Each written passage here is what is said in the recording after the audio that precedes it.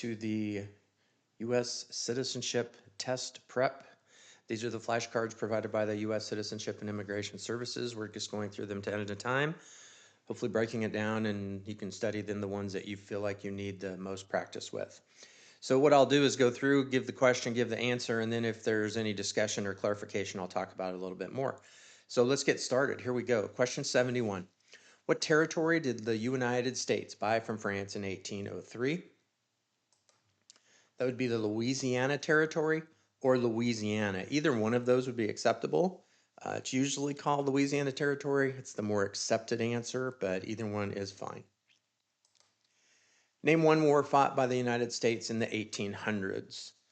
So there's some to choose from here. You have the War of 1812, the Mexican-American War, the Civil War, and the Spanish-American War. My students, the easiest one for them to seem to remember is either the War of 1812, because it's in the 1800s, or the Civil War, because there are other questions about that as you go through the civics part of the test. Pick the one that you want and get it in your brain. Name the U.S. war between the North and the South. Just talked about this. This is going to be the Civil War or the war between the states. So that is in the 1800s. Name one problem that led to the Civil War. There's a number to choose from here. Slavery is the one that people seem to know the most. There were also economic reasons and states' rights, but slavery is fine. And if you can remember that one, that would be a great answer. No questions. What is one important thing that Abraham Lincoln did?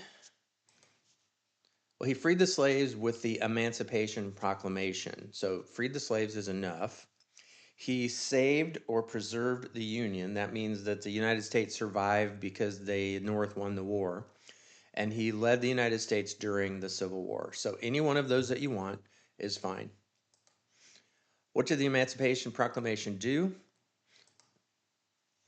It freed the slaves is the general answer. More specifically, it freed the slaves in the Confederacy, the Confederate States, or the Southern states. Freed the slaves is fine. That's really all you need. So if you have that, you should be just perfect with that answer.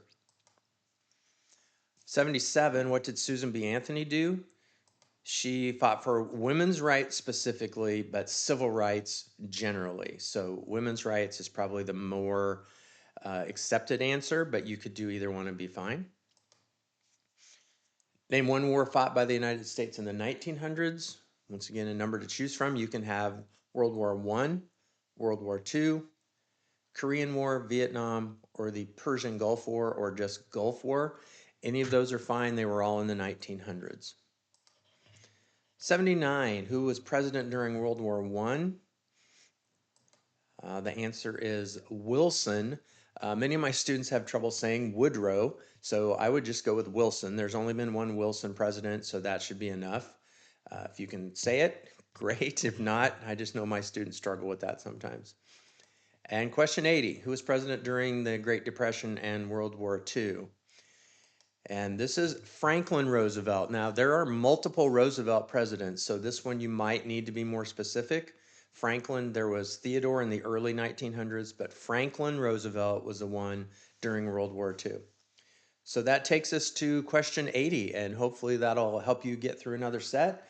Good luck. Let's go pass that test.